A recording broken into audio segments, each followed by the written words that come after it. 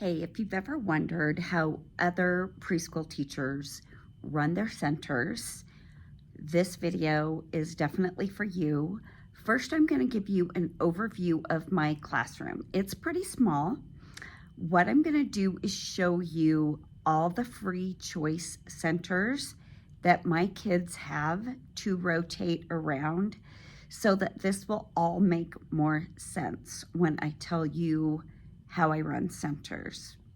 So gear up. I think you're going to like this one. Plus, you're going to get a nice little overview of my classroom. I have basically the same things a lot of teachers have, but my room is pretty small. This is my sensory bin, and this week we are doing forest animals. So I transitioned what was my fall sensory bin into a forest animal sensory bin by adding deer, bears, foxes, hedgehogs, badgers, skunks, squirrels, raccoons, hares, and the like. So it kind of ties in what we were learning about last week, which was fall, to our new theme of forest animals. So there is one free choice center, and they can go to this center whenever they want, as long as they are not called to a teacher center. Another center they can always go to is the writing center. And in here we've got crayons, colored pencils, pipsqueak markers, thin markers, thick markers, paper envelopes, and lots of coloring sheets with forest animals. So that is the second free choice center they can go to. So that makes two. This is dramatic play. This week it is a campground. It looks super empty because there will be a tent set up right there. So in here I've got some animals and some logs and stuff. I've got camping hats and equipment, flashlights. They love putting on these plaid shirts. There's forest animals, just like some signage of things they can do hiking. So dramatic play will be my third free choice center. Now I have 12 kids in my class, so that's going to help you see that I don't use a necklace system or anything right now because I just don't need to. Okay, my fourth free choice center is my block center. I've got Duplo Legos and little Lego forest animals. And I have this set up cute right now. It will be destroyed because I like them to build whatever they want to build. And I have tons more Legos than this. I just didn't want to get everything out at once. So that is my fourth free choice center. Over here, I have my sequin texture board, which is a fifth free choice center they can go to during center time. And then when we come around here, I have our library center, which is the sixth free choice center. Magnet board, which is our seventh choice. And then I have this little table. Right now I've got these candy builders. Those are from Lakeshore. They're awesome. They're just fun. The kids love making stuff with those. But I will usually put toys here that I don't have enough for the whole group to use. Not enough for my block table, but enough for just a couple of kids. And if you notice, I don't have bean bags or anything here because I just don't have space. I used to before I put this table in, but I like this because I can put quieter toys here like puzzles, iPads. Once we've used the iPads, I can put just little sciencey things that only a couple kids can use. So I really, really like this table. And this is my peaceful spot because everything over here is generally pretty quiet. So here's my rug. I'm just gonna kind of let you see. It's my circle time area with my cart, our cubbies, bulletin board, little sink and snack storage, art center, This is kind of my literacy toys, math manipulatives. So I've got 3 tables here. My block area. So you guys, as you see, smart board, it's not very big. And for my 3-year-olds, I can have up to 14 kids. Used to be 16 and I was always full. Pre-K, we can have 16 and it used to be 18. Sometimes I had as many as 19 kids in this one little tiny room. So as you see, we can kind of keep an eye on the kids wherever we are. But I'm going to show you what I have planned for Monday. I already have it out. On Monday over here, so there's myself and my aide. On Monday, we are going to make these cute little foxes. And step 1 is painting a paper plate orange. So I will have 2 kids come to this center. They will get a plate. The cups will have paint in them. They will paint their plate. Got some little smocks over here for them to wear for painting. And this is kind of far away from the action.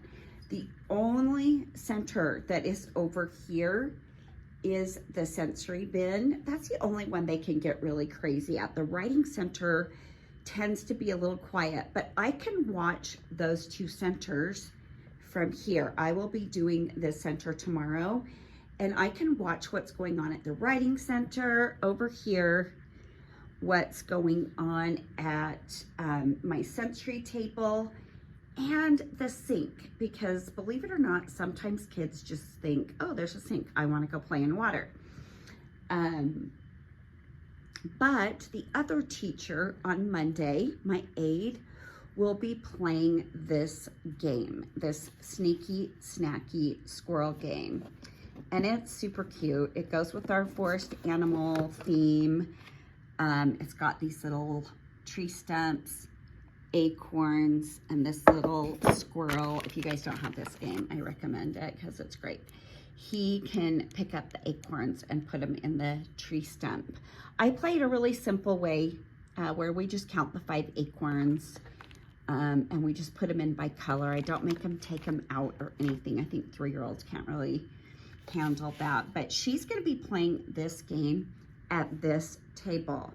Now from here, she's got a bird's eye view of library, magnet, and that area.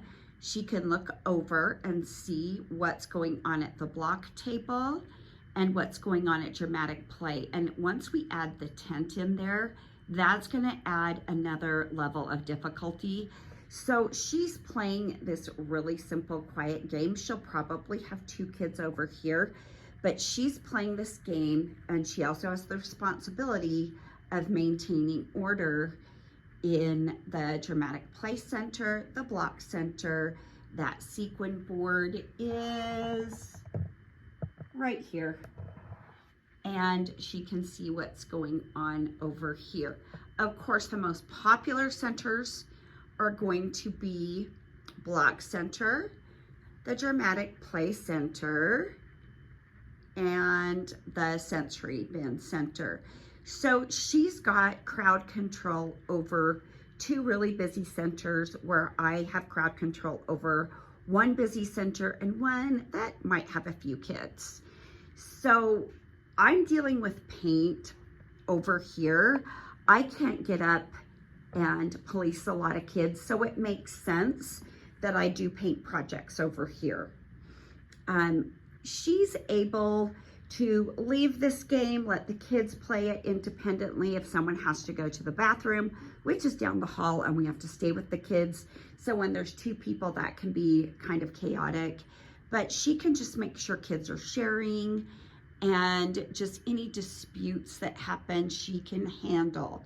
So what we will do before our center time is we will have the kids on the rug for circle time. End of circle time, we explain what our centers are, and just I briefly go over the rules for all the centers.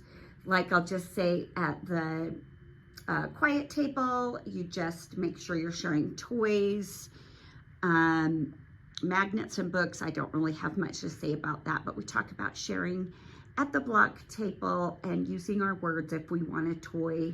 Same with at the campground. I'll have the tent, so I'll say if we get crazy in the tent, we won't get to play with the tent tomorrow. I've got markers or crayons out at the writing center, and let's remember to keep the rice in the bin. Then I will bring over this little fox and I will say, today at my center, we're going to start making these foxes. Our first step is going to be painting a paper plate orange, and that is what we will be doing today. Then Miss Saber, my aide, will show them the game that we're playing, the Sneaky Snacky Squirrel game, and she will tell them how she's going to do that. I will tell them I'm picking 2 friends. She will tell them she's picking 2 friends. We pick our 2 friends. The rest of the kids are free to move through those free choice centers that I told you about. Now, at my center, the kids are staying at my center until they finish painting their entire plate orange. No white spaces. So I'll tell them we have to cover the whole plate. There can't be any white showing. So as soon as they're done, we take their smock off, they wash their hands if they need to, and they can go through the free choice center. Then I pick somebody from a free choice center and have them come to my center. Same thing when the next kid finishes. So I don't have a timer. I don't have a set amount of time.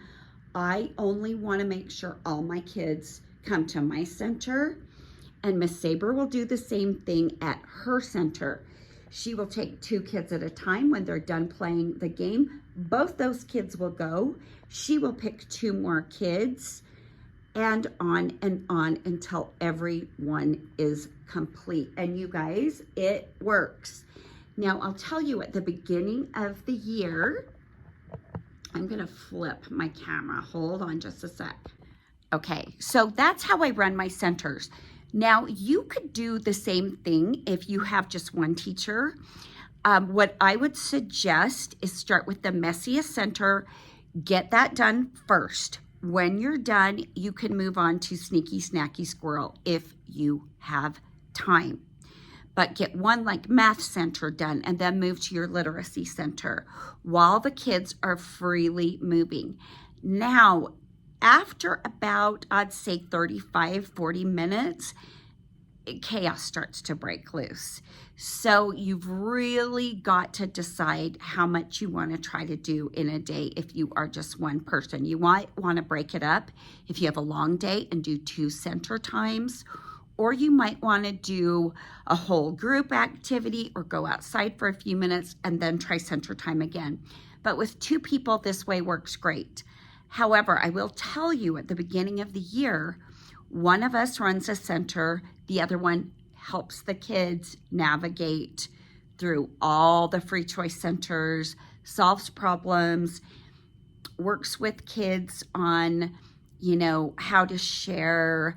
We're paying attention to hitting and maybe kids not being nice to each other, putting toys away, putting books away, things like that. So we are letting them practice with one of us observing and kind of guiding them for at least the first 3 to 4 weeks of school for 3-year-olds.